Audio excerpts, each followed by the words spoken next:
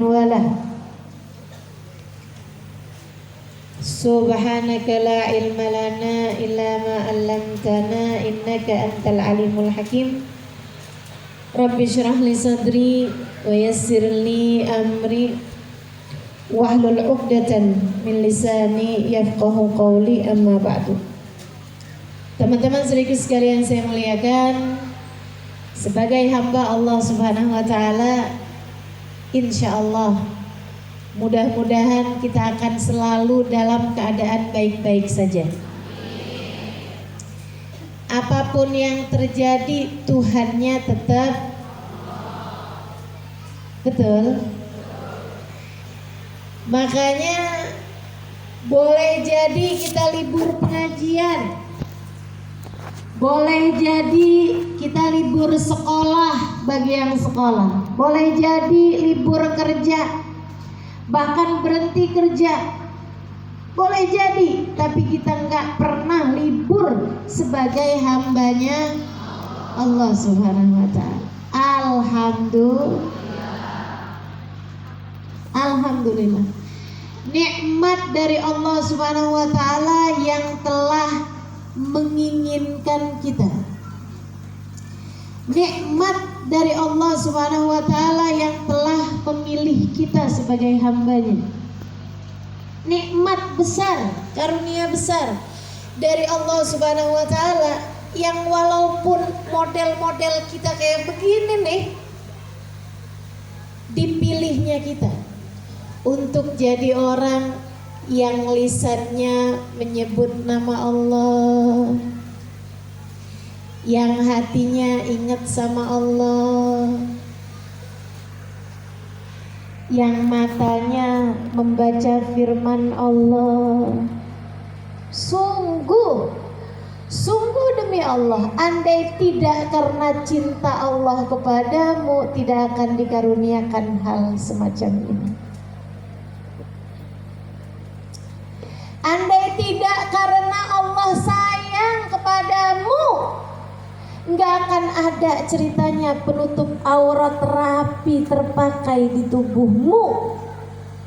Andai tidak karena cintanya Allah Subhanahu wa ta'ala, tidak akan ada sholat demi sholat kamu lakukan untuk menghadap padanya. Andai tidak karena cinta Allah Subhanahu wa ta'ala padamu, tidak akan ada sujud demi sujud kamu letakkan dahimu setara dengan kakimu ke bumi.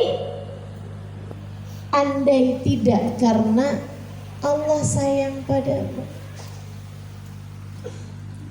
Berapa banyak manusia hidup di atas muka bumi ini gak diizinkan sama Allah buat sujud? Banyak apa gak banyak? Banyak. Jutaan orang hidup di atas muka bumi ini, bahkan gak diizinkan sama Allah buat nyebut namanya, Allah Subhanahu wa ta'ala. Teman-teman saudariku sekalian saya muliakan, padahal yang menciptakan mereka siapa? Allah.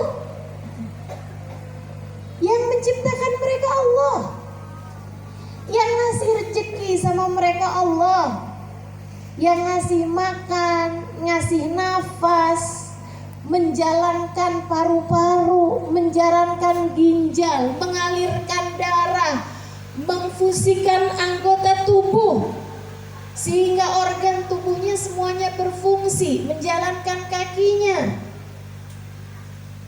Yang mengerjakannya Allah Subhanahu wa ta'ala. Tapi karena ia tidak dicinta oleh Allah, tidak Allah izinkan untuk sebut-sebut namanya Allah. Pernah nggak benci sama orang yang sampai kita nggak mau sebut namanya? Pernah nggak? Teman-teman saya sekalian, sebel sama orang sampai sebut namanya aja kita ogah. Pernah? Saudaraku sekalian, ketika kamu menyebut nama Allah, bukan hanya karena kamu mau, tapi karena Allah mau kamu menyebut namanya. Kamu diizinkan Allah buat sebut namanya. Kenapa? Karena Allah senang dengarnya. Allah senang dengarnya. Tapi ada banyak orang yang Allah Subhanahu wa ta'ala tidak mengizinkan dia untuk menyebut namanya, sehingga dia pun hidup di atas muka bumi gak pernah sebut-sebut namanya Allah. Dia kira dia yang mau, padahal Allah yang mau.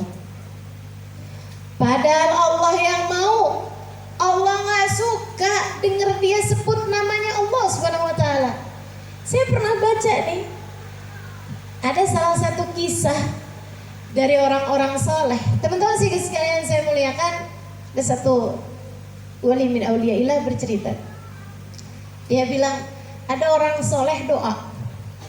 Orang soleh doa, ya Allah, ya Allah, ya Allah. Sama Allah nggak dikabul-kabulin.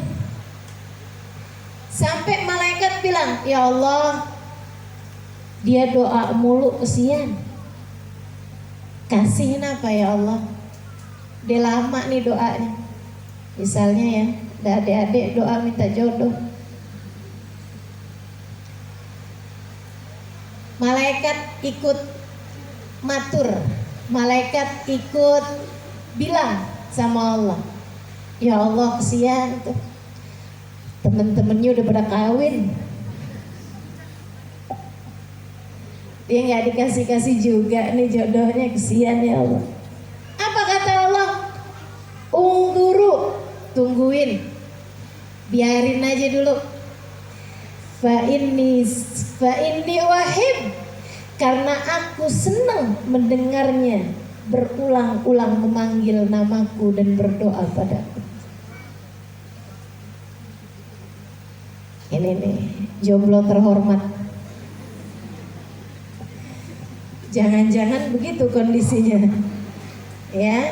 Jadi kamu kalau doa minta jodoh kok nggak dikabul-kabulin, tenang. Inti mahbubah indallah, sepertinya kamu tercinta di sisi Allah, sehingga Allah masih senang untuk melihatmu tidak bersandar hati kecuali kepadanya, tidak memanggil nama seseorang kecuali namanya. Masya Allah. Teman-teman sekalian saya muliakan, ada juga orang enggak begitu solehah, kurang mati solehah. Bahasa apa ini ya? Enggak begitu solehah gitu. Ada orang laki-laki enggak begitu soleh. Dia doa, ya Allah pengen punya mobil. Allah bilang sama malaikat, malaikat pembagi rezeki siapa? Malaikat siapa? Mikail. Libur berapa lama aja udah pada lupa. Israel katanya.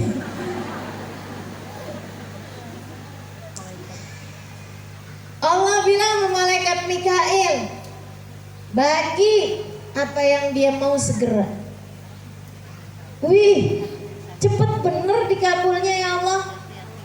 Apakah karena engkau cinta padanya? Kata Allah, bukan, karena aku tidak suka mendengarnya memanggil-manggil namaku. Jadi jangan GR kalau setiap doamu diijabah. Kayaknya saya nih hamba tercinta di sisi Allah. Baru nyebut doa sekali dua kali aja diijabah sama Allah. Bisa jadi kamu tercinta, bisa jadi, tapi bisa jadi sebaliknya. Allah tidak suka mendengarmu memanggil-manggil namanya. Na'udzubillah min dzalik. Maka saudaraku sekalian saya muliakan,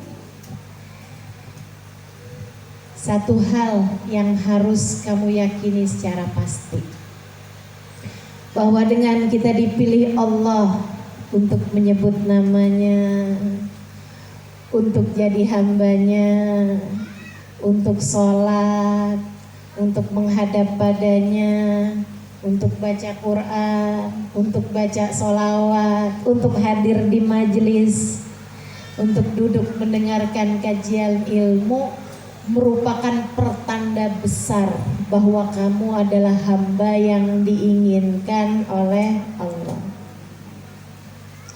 Merupakan pertanda besar bahwa kamu adalah hamba tercinta di sisi Allah. Merupakan pertanda besar bahwa kamu adalah calon-calon orang yang dirahmati oleh. Pertanda besar bahwa kamu adalah termasuk salah satu calon-calon penghuni surga. Dah, gak usah pusing. Ini corona kapan berakhir? Tenang aja. Tenang aja. Sebelum corona Tuhan kita Allah. Di masa corona Tuhan kita Allah. Habis selesai corona Tuhan kita. Apa bedanya? Wah, saya kan belum siap Ustaz.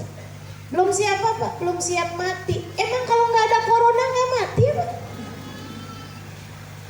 Ada corona, nggak ada corona, kalau waktunya mati juga mati, teman-teman saya sekalian. Dan nggak usah takut sama mati. Kamu hidup yang ngurusin Allah. Kamu mati yang ngurusin siapa? Allah, gak usah takut. Takut apa gak takut? Tetap takut. Kamu dalam perut ibumu sama kuburan gedean mana kira-kira? Masih gedean kuburan loh. Kamu dalam perut, Allah udah ngurusin kamu. Betul nggak? Nggak pernah saya dengar ada ibu-ibu di USG, dokternya bilang, wah bu, mohon maaf nih bu. Kenapa dok? Sepertinya bayi dalam kandungan ibu stres. Ada pernah begitu? Nggak pernah teman-teman saya sekalian. Nggak usah dalam kandungan anak bayi itu. Nggak pernah saya lihat anak bayi stres, depresi, kena penyakit kejiwaan. Nggak pernah ya. Semuanya baik-baik aja. Kenapa? Karena Allah yang ngurusin. Karena Allah yang ngurusin. Nah ini banyak, kenapa orang-orang sekarang ini banyak yang stres nih. Banyak orang zaman sekarang nih penyakitnya stres. Ganti namanya sih macam-macam istilahnya, ada anxiety lah, ada depresi lah, ada apalah. Tapi ujung-ujungnya sama aja. Kenapa mereka begitu? Lupa. Lupa apa? Lupa berbahagia. Kenapa mereka lupa berbahagia? Karena mereka lupa bahwa hidup ini udah ada yang ngurusin. Jadi mereka setengah mati berusaha buat ngurusin hidup mereka sendiri. Akhirnya Allah lepasin pengurusan Allah terhadap orang tersebut. Kamu mau ngurusin sendiri aja, ya udah dah, dilepasin sama Allah SWT. Kalau udah dilepasin sama Allah, siapa yang sanggup? Saudariku sekalian yang saya muliakan, kalau udah Allah melepaskan urusanmu, siapa yang sanggup? Siapa yang sanggup hidup tanpa disayang sama Allah? Siapa yang sanggup hidup ditinggal sama Allah? Siapa yang sanggup hidup tapi Allah Subhanahu wa ta'ala tidak peduli padanya? Siapa yang sanggup? Gak ada yang sanggup. Hatinya gundah, hatinya gelisah, hatinya galau, hatinya hampa, hatinya kering, hatinya sakit, hatinya mati. Karena gak ada yang bisa menghidupkan hati kecuali Allah. Kalau udah kayak begitu, dah sengsara. sengsara. Dia pikir kalau saya udah selesai sekolah saya seneng nih. Habis selesai sekolah bukannya seneng, malah mikirin kerjaan. Kalau saya udah dapat kerjaan nih saya seneng nih. Udah dapat kerjaan seneng, tambah pusing. Kayaknya kalau kawin enak nih. Dikirain Bu. Ini saya nanyanya sama ibu-ibu nih yang udah kawin. Bu, anak-anak tuh kirain kalau udah kawin dia berhenti pusing. Dia nggak tahu.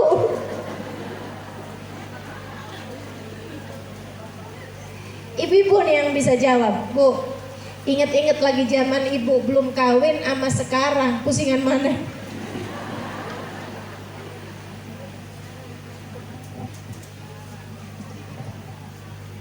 Kamu ngadepin diri sendiri aja pusing, gimana ngadepin suami? Abis kawin lama gak punya anak nih. Kalau udah punya anak seneng nih saya. Yang udah punya anak boleh jawab. Abis selesai punya anak, waduh lebih pusing lagi. Nih nanti nih kalau anak-anak udah gedean nih enak nih saya. Ujung-ujungnya ada seorang ibu bilang, ya Allah ustazah, ternyata jadi ibu kagak ada liburnya. Ternyata jadi ibu gak pernah pensiun. Ternyata jadi ibu, ya Allah, gak ada waktu berhentinya. Lagi pusing. Terus yang hidupnya gak pusing siapa? Nih saya kasih tahu. Ke Jakarta. Yang hidupnya gak pernah susah siapa? Nih saya kasih tahu. Yang hidupnya bahagia dimanapun saja dia berada. Siapa? Ada? Oh, ada. Siapa? Oh saya tahu ustazah, yang paling kaya ya. Kayaknya kalau saya punya duit gitu banyak, kayaknya gak pusing dah saya. Katanya orang Purwakarta. Emang gitu? Enggak Bu, enggak. Bener dah. Saya kenal banyak orang-orang kaya lebih pusing daripada ibu. Lebih susah senyumnya daripada ibu. Lebih susah bahagianya, repot. Ya Allah, ya Allah. Punya ketakutannya banyak, punya kekhawatirannya banyak. Tidurnya pada nggak lelap. Wah ibu-ibu nih, jangan kata tidur, waktunya ngaji aja ngantuk.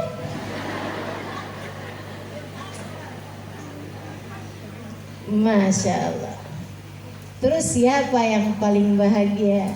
Siapa yang hidupnya anti pusing? Siapa yang hidupnya anti galau, anti susah? Allah cerita dalam Al-Quran, ala inna awliya Allah la khawfun alaihim walahum yahzanun. Ala inna awliya Allah, ketahuilah sesungguhnya para kekasihnya Allah, hamba-hamba tercinta di sisi Allah, orang-orang yang dipilih sama Allah, yang disayang sama Allah, yang direkrut sama Allah, yang diambil sama Allah Subhanahu wa taala, yang sudah melalui masa sensor, kemudian Allah memilihnya. Nih, hasil jaring-jaringnya Allah Subhanahu wa taala ketika bekerja memilih para kekasih-kekasihnya Allah Subhanahu wa taala. Allah cerita sebagai hasilnya, la khaufun alaihim walahum, la khauf, enggak punya rasa takut, enggak punya rasa takut, enggak punya takut, enggak punya khawatir. Ntar kalau pandemi nggak berakhir sampai 2021 gimana? Nggak takut. Ntar kalau pemerintah bolim gimana? Nggak takut. Ntar kalau saya punya suami meninggal dunia gimana? Nggak takut. Ntar kalau anak-anak saya sakit gimana? Ntar kalau nggak takut. Nggak ada yang ditakutin. La khaufun.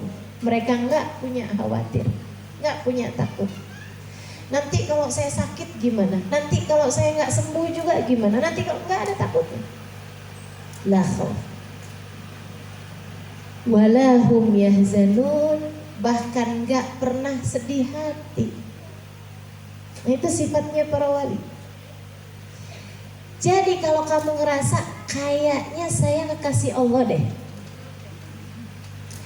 kayaknya saya dicinta deh sama Allah, coba kamu lihat hidupmu banyak pusing, banyak takut, banyak sedih apa enggak? Kalau kamu ngerasa ya sedih saya, ya berarti belum wali. Masih punya takut, masih saya takut, berarti kamu belum wali. Sebab sifatnya walinya Allah, sifatnya kekasihnya Allah, la khaufun alaihim walahum, nggak takut, nggak sedih. Emang ada gitu orang bisa hidup nggak pernah takut, nggak pernah sedih? Bisa, ada banyak teman-teman saya sekalian. Bukan karena dalam kehidupannya selalu terjadi seperti yang dia mau, bukan berarti dalam hidupnya terjadi semua hal yang menyenangkan, bukan berarti dia nggak pernah sakit, bukan berarti dia nggak pernah sulit, bukan berarti dia nggak pernah miskin, bukan berarti dia nggak pernah ditolak orang, nggak pernah diomongin orang, nggak pernah disakitin orang, bukan teman-teman saya sekalian, bukan. Tapi dia nggak pernah sedih, tapi dia nggak pernah takut, karena dia tahu bahwa dia nggak pernah berhenti jadi hambanya Allah. Dia tahu, fallahu khairan hafidha, sesungguhnya Allah adalah sebaik-baik penjaga. Dia tahu, hasbunallah wa ni'mal wakil. Allah adalah seindah-indah zat yang diserahi. Dia tahu Allah Subhanahu wa taala adalah seindah-indah zat yang mengurusi kehidupan kita. Khairur razikin, sebaik-baik pemberi rizki. Dia tahu Allah Subhanahu wa taala satu yang ngasih rizki. Dia tahu hidupnya diurusin sama Allah Subhanahu wa taala, ngapain dia susah? Teman-teman sekalian, saya muliakan, anak kecil tuh nggak pernah susah. Anak kecil, adik-adik saya sekalian, umur 2 tahun, 3 tahun, nggak pernah susah yang sampai depresi, sampai nggak ada ceritanya tuh. Pernah mah lihat anak kecil gitu masukin rumah sakit jiwa? Kesiannya anak saya depresi, nggak ada ceritanya teman-teman saya sekalian, nggak ada ceritanya. Kenapa kayak begitu? Karena dia tahu orang tuanya ngurusin dia. Ya kan begitu kan? Orang tuanya ngurusin dia. Andai kamu dalam hidupmu seperti itu, selalu ingat Allah selalu mengurusi kamu, Allah selalu menjagamu, Allah selalu menyayangi dan mencintaimu, maka kamu akan menjadi orang-orang yang gak pernah susah hati dan gak pernah bersedih hati. Yuk belajar buat jadi orang yang diinginkan oleh Allah. Jangan dikira setan tuh kalau ngajakin kita, ngajakin bikin dosa doang.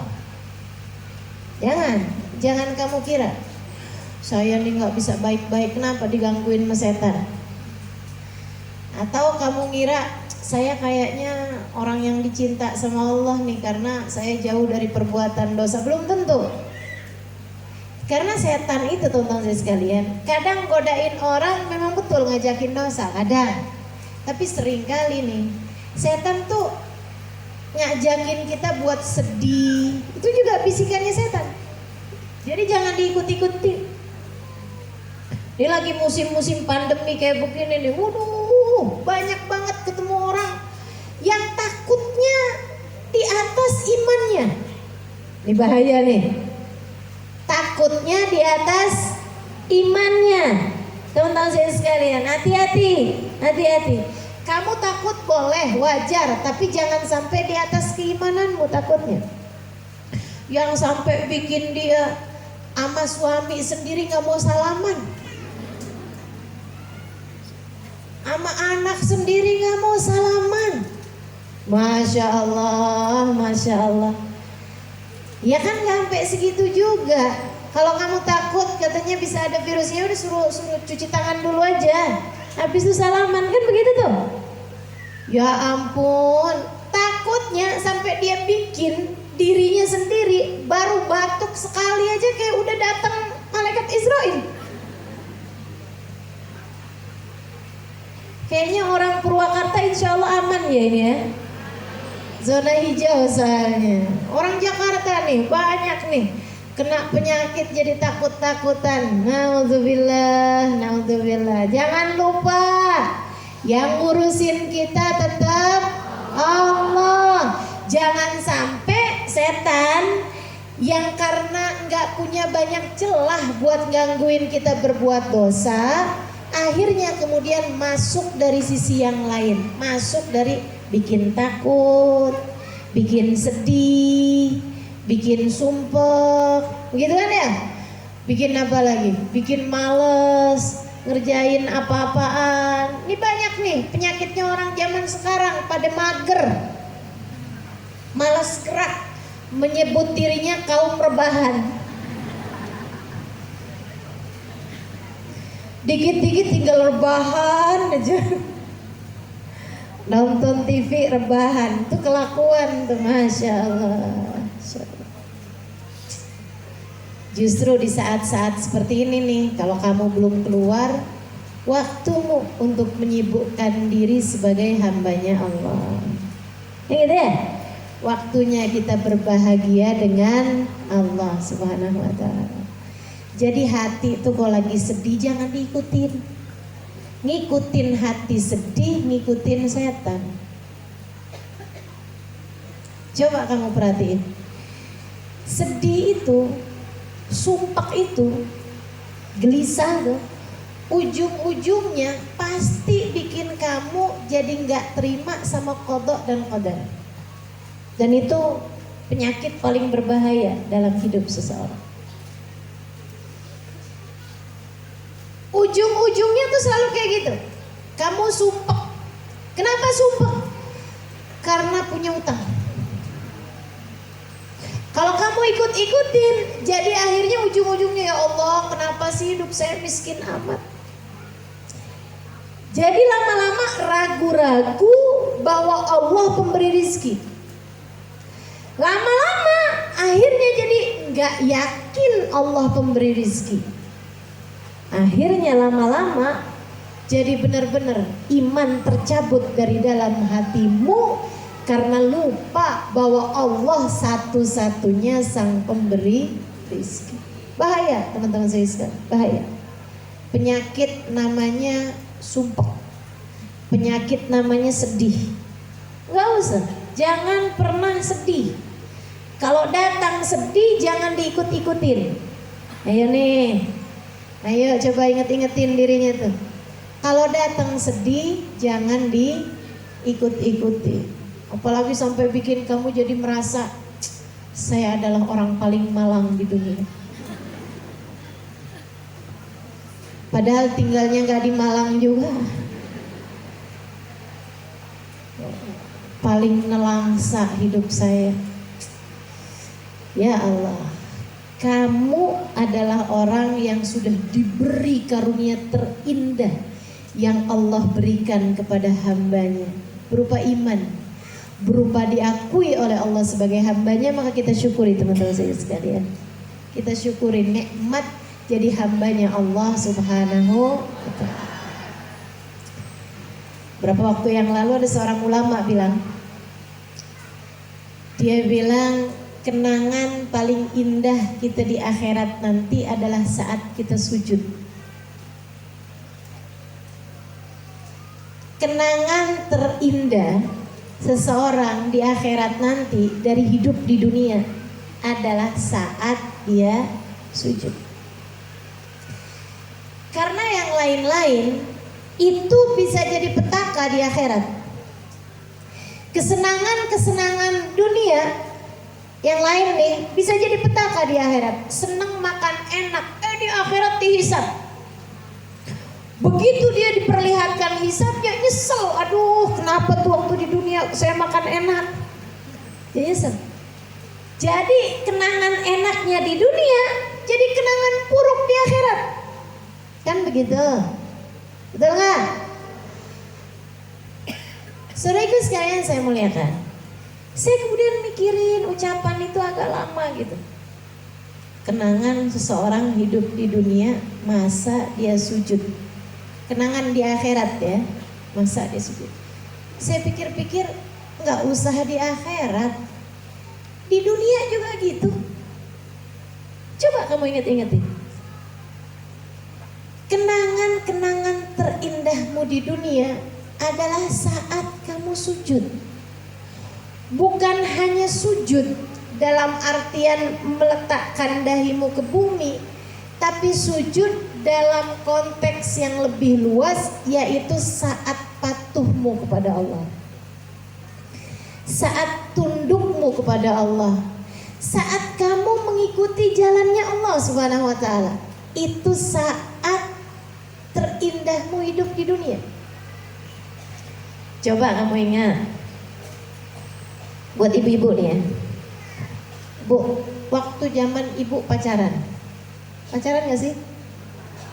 Enggak, lu gak ngaku. Waktu kamu pacaran,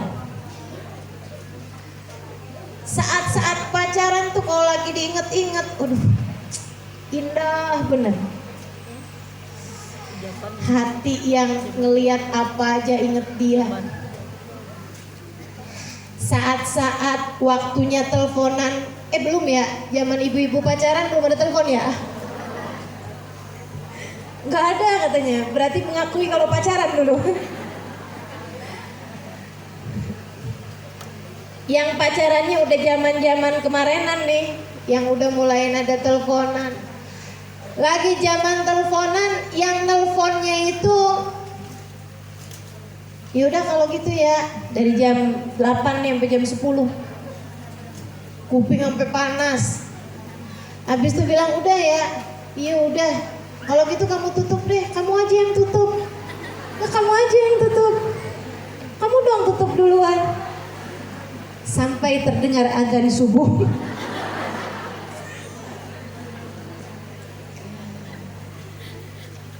Yang pakai acara jalan berduaan.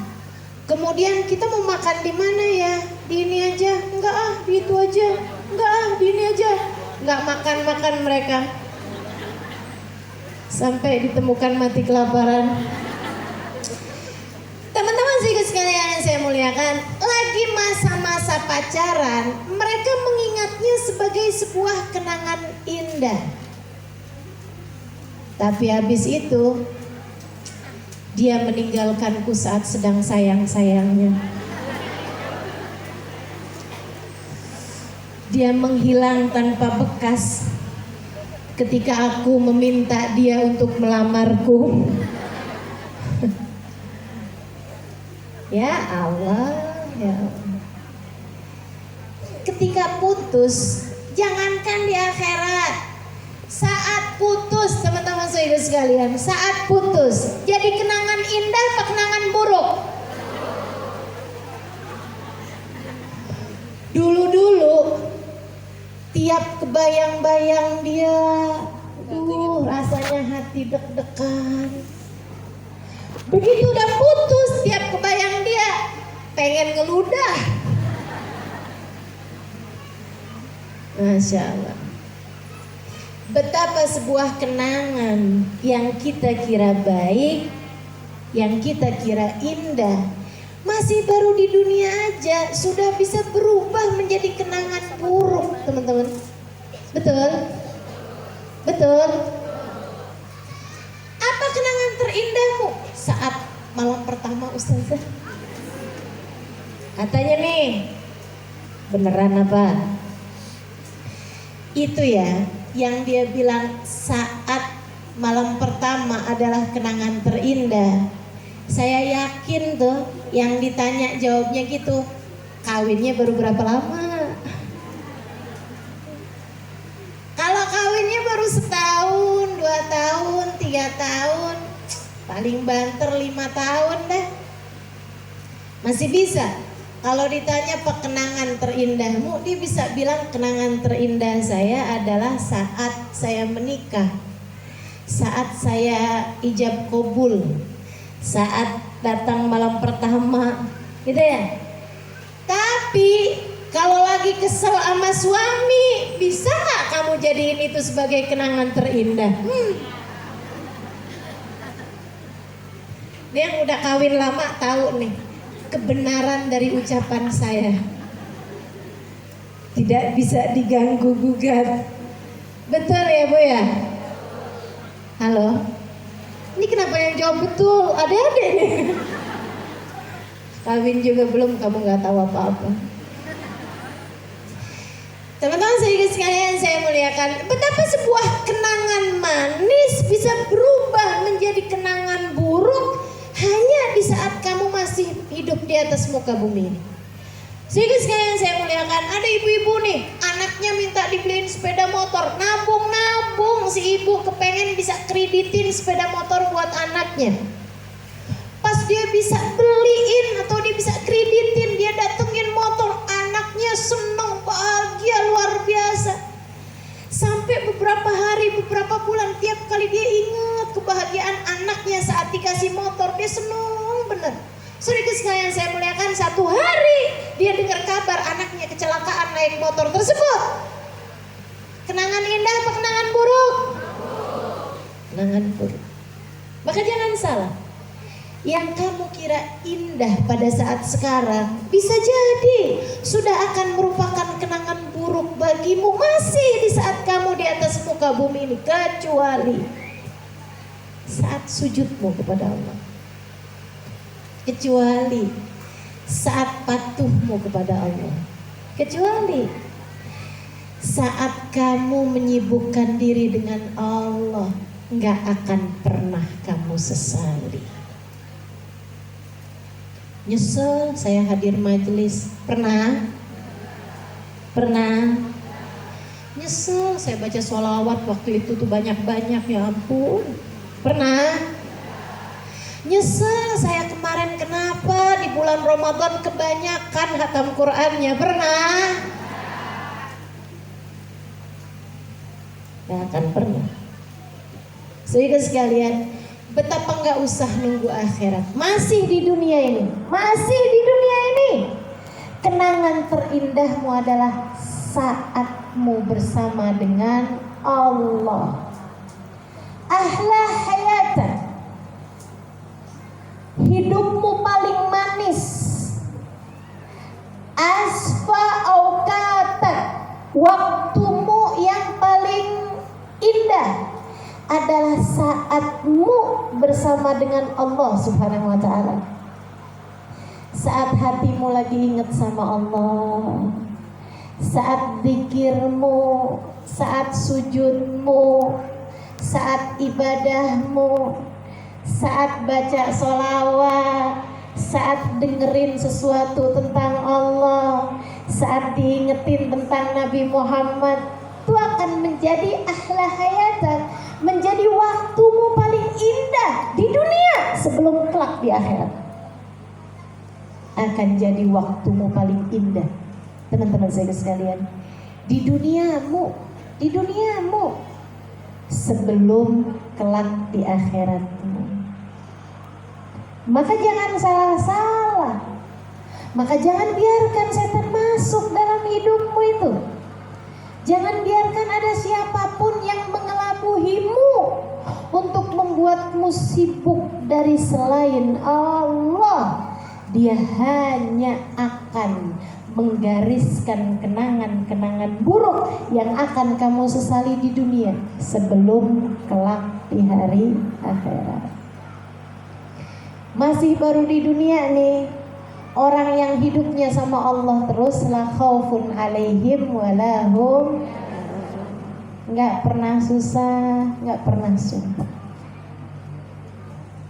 nggak susah, nggak sumpah, nggak susah, nggak sumpah, sama Allah terus. Walaupun keadaannya serba terbatas. Saya cerita ini untuk kamu balikin pada dirimu sendiri. Untuk kalian mengembalikan kepada diri kalian masing-masing. Seberapa akrabkah dirimu dengan Allah Subhanahu wa taala? Seberapa dekatkah hubunganmu antaramu dengan Allah Subhanahu wa taala? Seberapa rekatnya jalinan yang tersambung antaramu dengan Allah Subhanahu wa taala? Sebab semakin lekat hubunganmu dengan Allah, kamu punya banyak kenangan-kenangan indah dalam hidupmu di dunia. Sebelum akhirat. Sebelum akhirat. Kamu memperpanjang masa manis hidupmu, teman-teman sekalian. Sebab yang hidupnya paling pahit, yang hidupnya paling getir, yang hidupnya paling hampa, yang hidupnya paling merana, menderita, nelangsa adalah hamba-hamba yang ditinggalkan oleh Allah penciptanya. Adalah hamba-hamba yang diusir dari kehadiratnya. Adalah hamba-hamba yang Allah tidak lagi mengizinkan hati mereka untuk tersenyum manis mengingat hubungannya dengan Allah Subhanahu wa taala. Sedikit sekalian saya muliakan. Coba deh kamu ingat-ingat. Kenangan terindahmu di saat hidup di dunia ini adalah saatmu dengan Allah. Adalah saatmu dengan Allah. Adalah saatmu dengan Allah. Ketika kamu lagi doa, minta sama Allah. Ketika kamu lagi nangis sekalipun, gak ada nangis yang begitu nikmat dikenang selain daripada nangismu di hadapan Allah. Betul? Betul. Gak ada nangis lebih indah daripada saat kamu nangis malu kepada Allah. Saat kamu nangis takut kepada Allah. Saat kamu nangis syukur kepada Allah. Apalagi saat kamu nangis haru sama Allah Subhanahu wa taala. Saat kamu nangis rindu kepada Allah Subhanahu wa taala. Saat kamu nangis karena cinta kepada Allah Subhanahu wa taala. Gak ada yang lebih manis daripada itu. Bahkan tangisanmu, teman-teman sekalian. Bahkan tangisanmu. Maka yuk mengakrabkan diri kepada Allah. Mari teman-teman saya sekalian. Dunia ini ringan harganya. Dunia ini kecil nilainya. Jangan pernah kamu menggantungkan kebahagiaanmu dengan urusan dunia. Pun juga manusia gak sebegitunya buat kamu kejar. Cinta suamimu gak sebegitunya buat kamu cari mati-matian. Sayangnya anak-anakmu kepadamu gak sebegitunya harus kamu bela-belain. Teman-teman saudariku sekalian, gak ada yang lebih pantas untuk kamu perjuangkan lebih daripada Allah Subhanahu wa taala. Gimana caranya agar Allah senantiasa mencintaimu? Mari melamarkan diri menjadi kekasih Allah. Mari mengisi formulir pendaftaran jadi hamba yang layak dicinta oleh Allah. Mari daftar. Punya cita-cita, punya target. Apa nih targetmu dalam hidup? Pengen jadi orang yang diinginkan oleh Allah. Coba masing-masing tanya dalam hatinya. Coba masing-masing tanya dalam hatinya. Saya ini udah pantas belum jadi hamba yang diinginkan Allah? Atau bahkan saya sudah belum punya cita-cita, punya keinginan, punya target daftar jadi hambanya Allah, jadi hamba yang diinginkan Allah, jadi hamba yang disayang, yang dicinta sama Allah. Kalau bahkan teman-teman sekalian, di atas muka bumi ini kamu daftar aja belum, gimana mau diterima? Ayo nih saya tanya nih, anak saya nggak diterima di UGM, emang pernah daftar? Nggak pernah. Nah kalau daftar aja belum pernah, gimana ceritanya mau diterima? Teman-teman saya sekalian, syaratnya diterima tuh mesti daftar. Nah sekarang nih, yuk kita belajar diri buat daftar sama Allah SWT. Daftar ya Allah jadi hamba tercinta di sisimu. Kita memperpanjang dalam kehidupan kita kenangan-kenangan indah. Caranya jangan pernah berhenti jadi hamba yang selalu tunduk, selalu patuh, mengikut kepada Allah SWT. Jangan pernah berhenti jadi hamba yang sujud sama Allah. Bukan hanya sujud zahir, itu iya. Jangan pernah kita tinggal, Bu, jangan pernah tinggal sholat. Halo, hati-hati ya. Jangan pernah ada yang punya niatan, saya kalau hidup saya lebih daripada 70 tahun, habis itu saya gak usah sholat dah. Jangan ya. Jangan pernah punya niatan, kalau doa saya gak dijabah juga saya berhenti sholat. Oh hati-hati. Hati-hati ya, sebab sholat itu bukan hanya karena kita mau sholat, tapi karena Allah menginginkan kita sholat. Allah menghendaki kita sholat. Nah ini, jadi ini niatin untuk jadi hambanya Allah SWT. Jangan pernah berhenti sujud, jangan pernah berhenti sholat, jangan pernah berhenti puasa Ramadan, jangan pernah berhenti sedekah, kan gitu ya. Jangan pernah berhenti tutup aurat. Maksudnya tutup aurat kalau di hadapan orang kayak gimana, aurat kita di hadapan suami kan beda lagi, aurat kita di hadapan anak-anak kan beda. Maksudnya jangan pernah mau gitu buka-buka aurat, walaupun cuma sekedar beli rujak di depan rumah, walaupun hanya sekedar beli sayuran depan rumah, Bu, jangan ketinggalan kerudungannya. Halo? Gitu ya. Nah, kalau aurat sesama perempuan itu wajah boleh terlihat. Jadi, walaupun saya pakai cadar, saya buka. Sekarang karena saya tahu ini kan sesama perempuan, itu bukan auratmu, ngapain kamu tutup-tutup? Gitu. Teman-teman sih sekalian saya muliakan, ini bukan cadar, maksudnya ini masker. Oh ya nggak apa-apa sih. Hakmu juga untuk pakai cadar, cuma maksud saya itu bukan aurat. Walaupun kamu bercadar, kalau ketemunya hanya sesama perempuan, tidak perlu untuk menutup wajahmu, gitu ya. Jadi maksud ucapan saya jangan pernah membuka aurat atau jangan pernah berhenti menutup aurat, itu bukan berarti kamu kemana-mana selalu pakai pakaian lengkap. Nggak kayak begitu teman-teman sekalian. Ya lihat-lihat sedang bersama dengan siapa kamu berhadapan. Masa depan sama suaminya segala pakai kaos kaki? Nah kan enggak ya.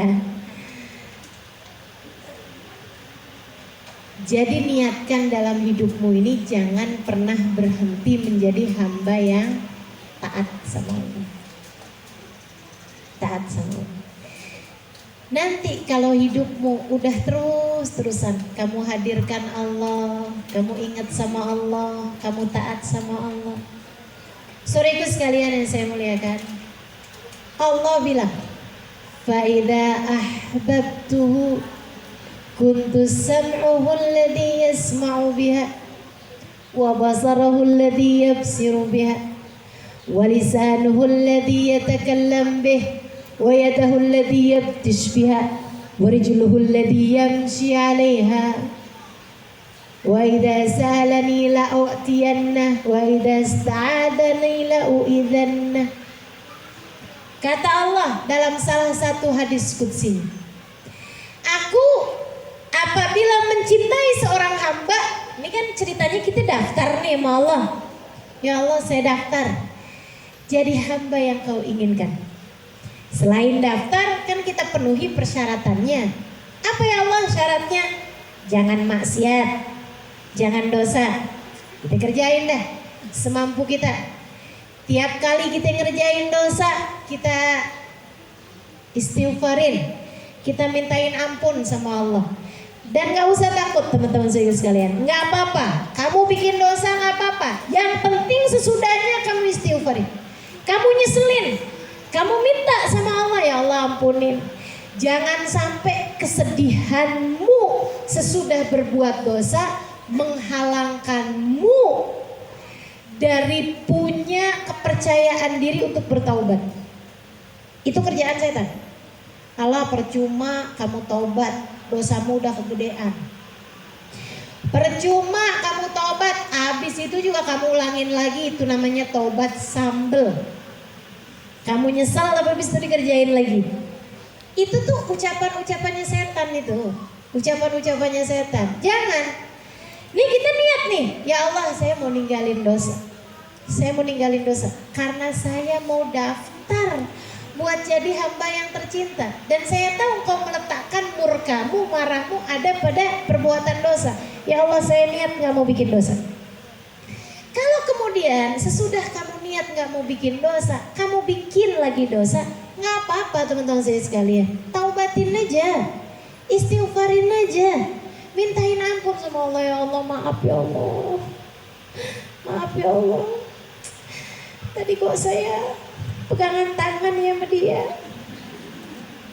Buat adik-adik, ya Allah maaf ya Allah, tadi kok saya omelin laki saya lagi ya Allah. Atau ya Allah maaf ya Allah, tadi saya ngambil duit di baju suami saya.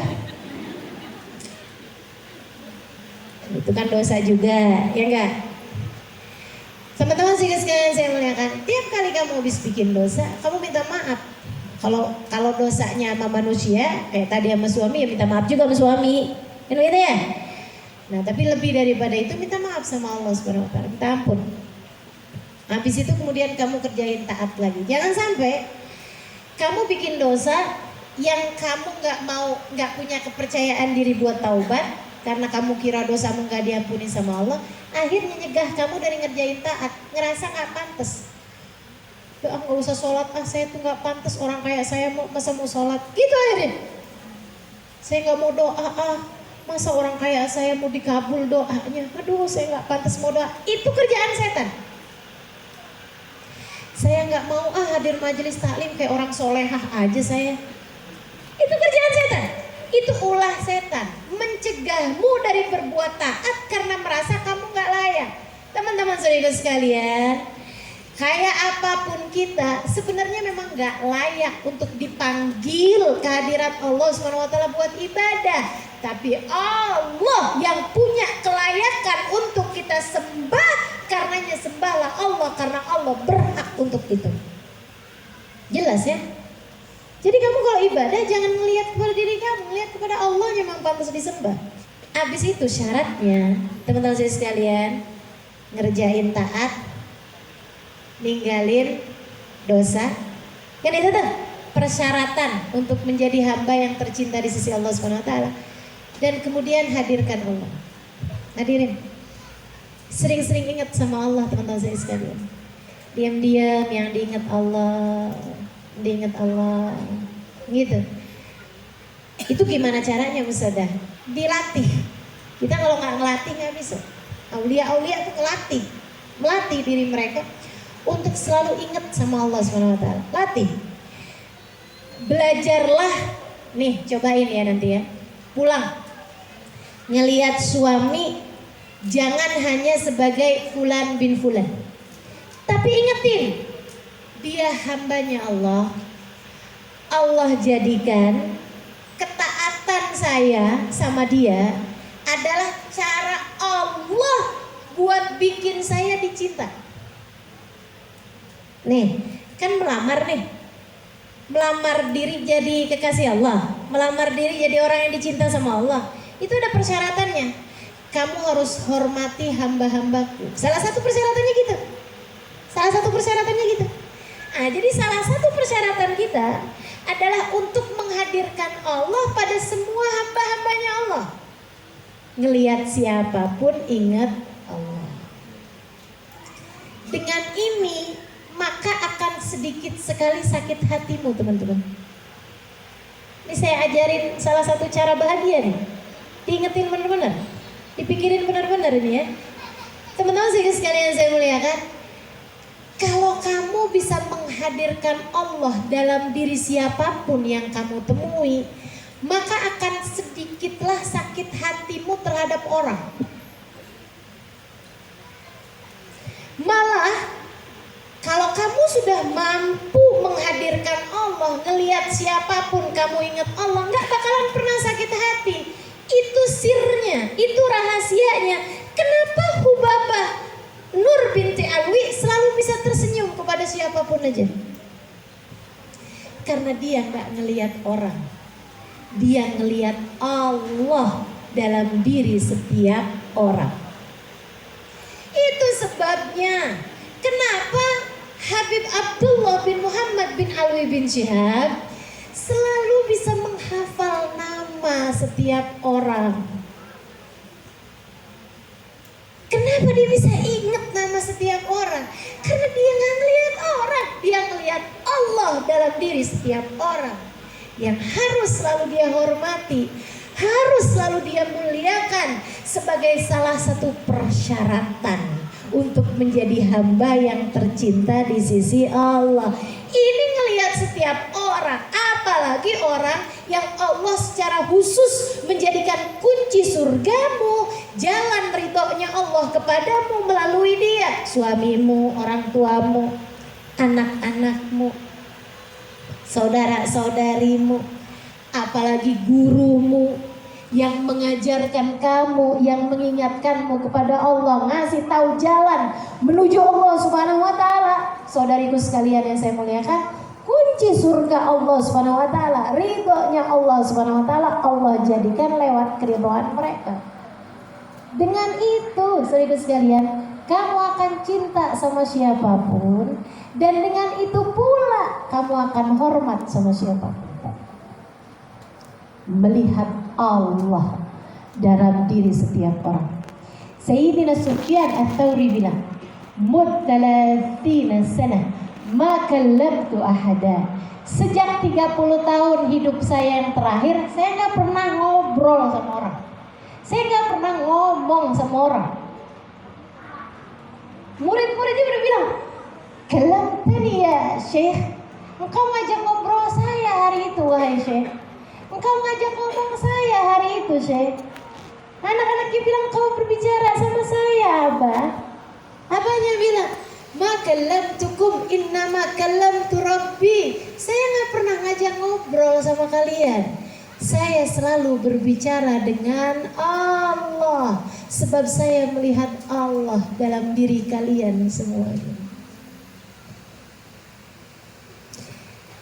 Sayyidina Syekh Abu Bakar Ibn Salim alaihi ridwanallah. Teman-teman saya sekalian, ma yura jalisan illa mutawarrika. Tidak pernah terlihat duduk kecuali duduk tawarruk. Kalau lagi ngobrol, lagi ngajar, lagi ngapain, duduknya tawarruk. Duduknya tuh duduk tahiyat akhir. Selalu, tiap kali dilihat duduknya kayak begitu. Ngadepin tamu, ngadepin orang, ngadepin anaknya, ngadepin, kalau lagi ngobrol, lagi bicara gitu, duduknya tawarruk. Selalu aja kayak gitu. Di usia-usia beliau sudah agak tuaan gitu ya, murid-muridnya bilang, "Syekh, anggaplah kita keluarga. Kalau Syekh mau selonjoran nggak apa-apa loh, silahkan. Kalau Syekh mau sandaran nggak apa-apa loh, silahkan. Nggak harus maksain duduk kayak gitu, takutnya capek." Kan begitu ya? Orang udah tua gitu kan, beliau di saat usianya udah di atas 60-an tahun, muridnya bilang begitu. Apa kata beliau? "Hadihi jalsatul abad inda rabbih wa ana jalisun inda maulaya." Ini adalah duduknya seorang hamba di hadapan Tuhannya, duduknya seorang budak di hadapan tuannya. Wa ana jalisun inda maulaya, dan saya selalu duduk di hadapan Tuhan saya, Allah Subhanahu wa taala. Kelihatannya duduk sama anak kecil, tapi Tapi kata beliau, enggak, saya nggak lagi ngadepin dia, saya ngadepin Allah. Karena dia, bahkan dia adalah hambanya Allah. Dia nggak bergerak kecuali dengan geraknya Allah. Dia nggak menjalani nasib kecuali yang sudah ditetapkan Allah. Yang ngasih rizki dia adalah Allah. Dan dia hambanya Allah. Dia adalah makhluknya Allah. Kalau saya jelek-jelekin dia, kalau saya ngata-ngatain dia, kan yang marah juga yang punya. Betul? Yang marah yang bikin. Ibu-ibu, nih, ibu-ibu satu hari dikasih masakan. Ibu-ibu makan masakan tersebut, ibu kata-katain masakan itu. Ya ampun, ini gak enak banget nih. Ini kue paling gak enak nih yang pernah saya makan. Ini masakan gak enak banget. Nyesel saya makannya nih. Ngapain ya saya tuh ya, buang-buang waktu buat makanan kayak begini. Ini sampah nih dalam badan saya. Kata-katain. Ibu-ibu saya sekalian, ada yang bikin sakit hati apa enggak? Yang sakit hati masakannya apa yang bikin? Yang bikin. Kalau kamu marah-marahin suamimu marah, itu iya. Tapi selain daripada suamimu marah, ada yang marah juga. Yang punya suamimu siapa? Kalau kamu jewer anakmu, sentil telinganya, jewer apanya? Jewer kupingnya, kamu cubit pahanya, kamu pukul badannya, apalagi kamu tampar pipinya, teman-teman saudara sekalian, kamu kata-katain, apalagi kalau sampai kemudian kamu sebut-sebut nama-nama binatang, monyet loh, astagfirullah. Teman-teman saudariku sekalian yang saya muliakan, anakmu marah, tentu saja, tapi selain daripada anakmu marah, ada yang marah. Siapa? Allah. Itu sebabnya kenapa semua hamba tercinta di sisi Allah selalu saja mampu berbuat baik kepada setiap orang. Gak pernah punya sakit hati apa mereka? Gak punya uzur. Walahum yazanun la khaufun alaihim walahum yazan. Gak pernah sedih, dikata-katain, gak pernah sedih, didengerin malah. Allah mau nyampein apa nih sama saya? Sebab dia melihat Allah dalam diri setiap orang, teman-teman saya sekalian. Lihat Allah dalam diri setiap orang. Makanya Sayyidina Ali Zainal Abidin habis dikata-katain, didengerin sama dia. Habis itu disebut, makasih ya Pak, yang Bapak sebut tadi aib saya yang Bapak tahu, yang disimpan di sisi Allah lebih banyak lagi. Terima kasih ya Allah, telah Engkau tutupi aib-aibku. Jauh banget kan masih sama kita? Kenapa kita masih jauh banget nih dari mereka? Kurang menghadirkan Allah dalam hati kita, melihat Allah dalam diri setiap orang. Yuk belajar terus kita ya sampai mati kan. Belajar terus, daftar dari sekarang. Daftar, ya Allah, saya pengen jadi kekasih-Mu ya Allah. Pengen jadi hamba yang Kau muliakan di sisi-Mu ya Allah. Pengen jadi hamba yang Kau inginkan, yang Kau rekrut, yang Kau ambil, yang Kau pilih menjadi orang-orang yang tercinta di sisi-Mu. Kita mau jalanin ini teman-teman saya sekalian. Nanti kalau kita jalanin tuh Allah bilang, kalau kita jadi udah semua persyaratannya lulus nih, Allah bilang tadi di hadis qudsi yang saya bacain tadi, idza ahbabtu, aku kata Allah kalau udah cinta kepada seorang hamba, kuntu sam'uhu alladhi yasma'u biha, aku akan menjadi telinga yang dia mendengar dengannya. Aku akan menjadi telinga yang dia dengar dengannya. Maksudnya gimana ya Allah? Allah akan taruhkan cahaya di telingamu, kamu akan mendengar dengan cahaya Allah. Gimana maksudnya dengar dengan cahaya Allah? Kalau lagi diceritain tentang Allah, dengarnya jelas. Kalau lagi diceritain tentang Nabi Muhammad, dengarnya jelas. Kalau lagi diceritain tentang ilmu-ilmunya Allah, caranya wudhu, caranya sholat, ilmu agama, dengarnya enak, dengarnya jelas, gak ada ngantuk-ngantuknya, enak, senang. Kalau lagi dinasehatin, dengarnya enak, dengarnya senang. Kenapa? Ada cahaya Allah di telinganya. Tapi ada orang yang Allah malah cabut cahaya di telinganya, sehingga kalau kalau udah dengerin orang berbicara tentang Allah kayak gatel telinganya.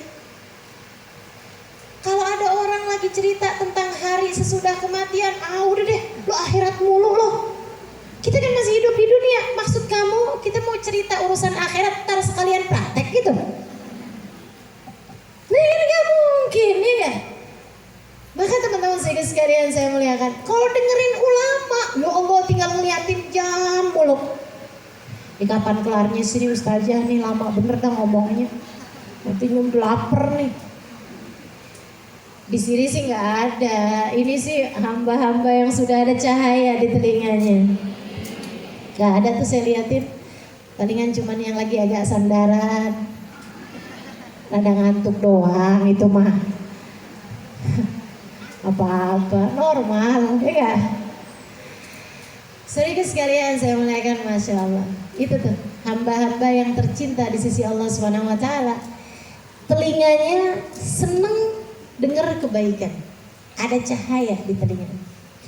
Ana basaruhu kata Allah, aku menjadi telinganya. Masya Allah, ada Allah di telinga mereka teman-teman sekalian. Makanya Habib Abdullah dengar namanya orang sekali udah hafal. Kenapa gitu? Cahaya Allah di telinga-telinga mereka. Cahaya Allah di telinga-telinga mereka. Teman-teman saya sekalian, wa basaruhul ladzi yubsiru biha. Aku akan menjadi mata yang dia melihat dengannya. Allah jadi matamu. Kamu melihat dengan Allah. Kamu melihat dengan cahaya Allah, teman-teman saya sekalian. Ada Allah di matamu. Kalau kamu sudah menjadi hamba tercinta di sisi Allah, gimana ada Allah di matanya? Tuh, yang kayak tadi saya ceritain. Ngelihat siapa aja dia lihat Allah. Melihat siapa aja dia lihat kebaikan. Melihat siapa aja nggak ada yang dapat memalingkannya dari Allah Subhanahu Wa Taala. Satu hari saya lagi kumpul, kita semua anak Darus Zahra lagi kumpul sama Hubabah Zahra. Nah ini lain lagi nih ya, salah satu bidadari bumi yang lain teman-teman sekalian. Hubabah Zahra itu adalah ibunda dari Habib Umar bin Hafid, ibunda dari Habib Ali Masyhur. Anak-anaknya jadi orang soleh semuanya. Anak-anaknya bahkan jadi wali. Kalau boleh dikatakan seluruhnya atau paling enggak sebagiannya. Teman-teman saya sekalian, gimana nih punya anak jadi wali? Itu ibunya kayak apa kira-kira? Deh, suaminya seorang waliullah, Habib Muhammad bin Salim bin Hafid. Dan ayahnya juga salah satu orang-orang soleh, Habib Hafid Al-Habdar. Teman-teman sekalian saya muliakan, ini bapak wali, suami wali, anak wali. Ini kira-kira kayak apa orangnya? Kalau enggak pastinya beliau juga adalah seorang wali ya, seorang kekasih Allah Subhanahu Wa Taala. Sehingga sekalian saya muliakan, saya ada salah satu momen yang saya ingat dari Hubabah Zahra. Kami ada duduk hari itu satu malam di rumah Habib Umar bin Hafid. Lagi tengah-tengahan kami duduk, santri-santri nih ya, santri-santri dari Zahra, dan juga ada orang-orang awam juga, orang-orang secara umum masyarakat orang lain gitu yang bukan banat dari Zahra. Lagi kumpul sama beliau buat zikir, buat majelis ilmu. Yang saya ingat sih majelis zikir, waktu itu kita baca ratib atau apa gitu. Tiba-tiba teman-teman saya sekalian, saat kami lagi diem, entah mungkin kayak waktunya baca doa atau apa gitu kan, semua diem tuh. Tiba-tiba lampu mati. Dan itu malam ya. Lampu mati ya, mungkin dari PLN-nya atau apa gitu, lampu mati, jebret. Kita nih biasa kan kalau lagi mati lampu, teman-teman sekalian, apa yang terjadi? Biasanya kayak di Indonesia deh, begitu mati lampu, kan gitu tuh. Teriak kan? Biasanya gitu, atau seenggaknya kaget atau gimana gitu. Karena lagi yang usuh-usuh tiba-tiba jebret atau gitu kan. Kebanyakan kayak begitu. Dan itu saya baru kali itu dengar ada orang pas begitu mati lampu jebret, Allah nawir kuburan. Begitu gelap, beliau langsung doa, ya Allah terangkan kubur kami. Itu kalau nggak orang yang melihat dengan cahaya Allah, nggak ada ceritanya kayak begitu. Bisa begitu jebret mati lampu spontanitas, yang dilihat siapa? Allah. Sehingga dia kemudian terbayang nasibnya ketika dikubur, sehingga serta-merta dia meminta kepada Allah, ya Allah terangkan kuburku, terangkan kubur kami dengan cahayamu. Melihat Allah dalam tiap kejadian, melihat Allah dalam diri setiap orang. Teman-teman saya sekalian, mereka orang-orang yang dikaruniai cahaya Allah dalam matanya. Nah, kita belum sampai ke sana, kita belajar, kita latih, belajar. Nanti lihat suaminya kayak gitu, lihat orang tuanya kayak gitu, ya Allah, ini ibu saya, Allah jadiin surga saya di bawah telapak kakinya. Jadi kalau ibunya lagi misalnya agak cerewet, ngelihatnya surga. Ibunya lagi sakit, minta diurusin, ngelihatnya surga. Ngelihat surga gimana sih? Teman-teman saya ngelihat surga gimana yang ada kebahagiaan demi kebahagiaan. Kan gitu ya? Lagi ibunya cerewet gitu. Iya mah, doain aja, didengerin sambil senyum terus. Iya mah, orang cerewet itu kesian loh, capek ngomel gitu kan, kesian. Kamu seharusnya ketika lihat ibu cerewet gitu kan, kamu doain, ya Allah bahagiakan hatinya, ya Allah bahagiakan hatinya. Jangan jadikan saya sumber kesedihannya, ya Allah bahagiain hati. Lihat Allah dalam diri tiap orang. Ngelihat anak-anakmu, ngelihatnya sebagai kelanjutan sujudmu di atas muka bumi. Nah nih bagus nih, dengerin nih para ibu-ibu, dengerin serius, dengerin serius. Ngelihat anakmu, jangan kamu mikir bentar lagi saya kawinin nih, mudah-mudahan dapat jodoh yang kaya jadi saya nggak harus kerja. Kamu mau bikin anakmu jadi mesin ATM gitu? Ini ibu apa preman ini ya? Ini mafia nih. Teman-teman saya sekalian, nggak gitu cara melihat anak. Kalau kamu cara melihat anak, nak kamu tuh ya, mama udah lahirin kamu sesuai, belajar yang benar. Belajar yang benar, ntar kamu bisa kerja, jadi hidup kamu gak nyusahin mama mulu. Kamu belajar yang benar, kerja yang benar, nanti kamu bisa kasih ibumu ini uang, nanti kamu bisa bikinin ibumu rumah. Ya Allah, teman-teman sedikit sekalian, kamu durhaka. Bukan kepada anakmu, kepada yang punya anakmu. Kata Allah Subhanahu wa taala, sombong bener. Emang kamu ikutan apa dalam diri anak-anakmu? Kamu cuma terima ngeden doang. Betul? Betul. Kamu cuman urun rahimmu doang dipinjem sama Allah Subhanahu wa taala. Emang kamu bikin perutnya? Emang kamu bikin mukanya? Emang kamu tentukan nasibnya? Nggak ada. Maka cara pandangmu melihat kamu anak saya, kamu harus bakti sama saya. Itu yang harus kamu coret kuat-kuat, teman-teman saya sekalian. Kamu harus benar-benar jangan pernah lihat anak kayak begitu. Kamu salah lihat. Kalau udah kamu salah lihat, itu udah bakalannya salah semuanya ke belakang-belakangnya. Kamu harus benar ngelihat anakmu. Nih saya ajarin caranya biar mata kamu memandang dengan cahaya Allah. Sehingga sekalian saya muliakan, lihat anakmu sebagai kelanjutan sujudmu. Kalau kamu sudah meninggal dunia nanti dan dia sujud, sujudnya tercatat sebagai sujudmu di atas muka bumi. Kalau kamu sudah meninggal dunia nanti, tiap taatnya, tiap doanya, tiap baiknya, tiap hadir majelisnya, tiap dia baca Quran, tiap dia baca sholawat, semua pahalanya tertulis dalam rekening amal-amalmu. Maka hati-hati membuat kelanjutanmu. Hati-hati, kamu lagi bikin kelanjutan nih. Kamu lagi bikin ceritamu bersambung, bagian keduanya dalam diri anak-anakmu. Maka pastikan hanya taat yang akan dia kerjakan. Pastikan anakmu jauh dari perbuatan dosa. Caranya, didik yang benar, hormatin, sayangin, doain dia sama Allah SWT. Doain dia sama Allah SWT. Teman-teman saudara sekalian, saya sering banget dapat pertanyaan, Ustazah gimana ya caranya biar anak tuh denger gitu apa kata saya. Itu dari doa aja udah salah. Minta anak mendengarmu itu udah salah. Yang benar kayak gimana? Ustazah doain biar anak saya jadi hamba yang denger apa kata maunya Allah. Itu baru benar. Kamu lihat anakmu salah, sehingga nantinya khawatir bakalan salah terus ke belakangnya. Ya, insya Allah ya.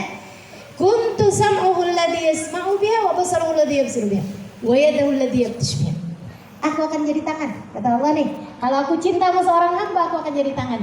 Tangannya tangan yang kayak gimana? Tangan yang sukanya menengadah berdoa, tangan yang sukanya tahiyat, mengucap syahadat, tangan yang dia gerakkan untuk ruku, untuk sujud, tangan yang selalu memberi kepada hamba-hambanya Allah SWT, tangan yang suka ngebantu orang, tangan yang suka memeluk orang-orang yang boleh dipeluk, tangan yang suka menyentuh orang-orang yang seharusnya disentuh. Ibu-ibu saudariku sekalian, betapa rindunya anakmu akan sentuhanmu, betapa rindunya suamimu akan sentuhanmu. Maka sentuh yang halal, lakukan kebaikan-kebaikan dengan tanganmu. Ini tangan yang kayak begini, tangan yang sudah ada cahaya Allah dalam tangan tersebut. Aku akan menjadi kaki gitu, yang dia melangkah dengannya. Senangannya perginya ke tempat yang bagus-bagus. Kalau diajakin pergi majelis, ya Allah gatel kakinya. Ayo udah jalan. Gitu kan ya? Begitu diajakin pergi majelis, aduh udah pengen banget, udah gak sabar nih. Kapan sini pandemi berakhir? Mau ngapain? Mau jalan-jalan ke Ragunan? Enggak. Jalan-jalan ke Taman Safari lihat mbak-mbak? Enggak ada. Ngapain kamu kepengen pandemi berakhir? Kangen majelis, kangen masjid, kangen umroh, kangen ziarah. Nih kaki-kaki, ada Allah di kakinya. Kangen perjalanan-perjalanan yang membuat dia merasa semakin dekat, semakin akrab, semakin intim dengan Allah Subhanahu wa Ta'ala. Ya ampun, ini kok mens rada-ramaan bener ya. Ya Allah, udah kangen sama ruku, kangen mesujud. Ada yang begitu? Atau malah kok mens saya bentar banget nih, perasaan baru aja kok udah suci aja ya. Nih teman-teman saya sekalian, kaki yang ada Allah Subhanahu wa Ta'ala di sana akan selalu merindukan saat-saatnya merasa dekat dengan Allah Subhanahu wa Ta'ala. Walisanuhu alladhi yatakallam bih, aku akan menjadi lisan yang dia berbicara dengannya. Makanya kalau ngomong enak, kalau ngomong sama suami enak, kalau ngomong sama anak-anak enak. Anak-anak senang dengernya. Kenapa mereka senang dengernya? Teman-teman saya sekalian, ada Allah di lisanmu. Ada Allah di lisanmu. Anakmu bukan senang mendengarmu, mereka senang mendengar lisan yang berbicara dengan cahayanya Allah. Makanya kenapa kok anak saya gak pernah mau dengerin saya? Belum ada cahaya Allah di lisanmu. Kamu selalu berbicara dari dirimu, bukan dari Allah. Makanya kan ngomongnya kayak begitu tuh. Marah-marah mulu, ngata-ngatain mulu, jelek-jelekin mulu. Nah itu kan kerjaan kamu. Kalau Allah memang gak gitu. Allah gak gitu. Asyaitan ya'idukumul fukra wa yamurukum bil fahsya. Wallah ya'idukum maghfiratan minhu wa fadla. Kerjaannya setan yang suka nakut-nakutin kefakiran. Kerjaannya setan yang suka nggodain orang biar hatinya gak bahagia. Tapi Allah yang Allah janjikan, yang Allah akan berikan adalah maghfiratan, ampunan, fadla, karunia. Jadi lisan yang ada Allah di sana hanya akan mudah memuji, mudah menyenangkan, mudah memberikan hal-hal yang membahagiakan. Lisan yang senang berzikir, lisan senang baca Al-Quran, lisan senang bersalawat, lisan yang berbicara dengan siapapun akan menjadi kenangan-kenangan manis dalam diri setiap orang. Teman-teman saya sekalian saya muliakan, wa idza sa'alani la'utiyan. Hamba-hamba yang aku cinta kalau minta mudah untuk aku beri. Mudah untuk aku beri kata Allah. Jadi ada cara juga. Maksudnya gini, doa kalau diijabah bisa jadi juga menunjukkan Allah cinta, bisa jadi juga menunjukkan Allah gak cinta. Seperti yang saya sampaikan di awal. Tapi kadang-kadang juga ada yang Allah SWT mudah mengijabah doa seseorang karena Allah SWT telah mencintainya. Wa idza sa'alani la'utiyanna. Kalau dia doa, aku beri kata Allah. Kenapa gitu? Aku malu untuk tidak memberikan padanya. Aku malu untuk membiarkan tangannya bertengadah.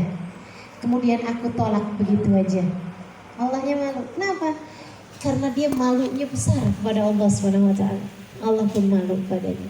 Wa idza sta'adani lau'idanna. Ketika dia mohon perlindungan, mohon penjagaan, aku akan jaga dia. Ya Allah, jauhkan kami semuanya dari virus corona dan virus-virus yang lain ya Allah. Allah bilang aku jaga.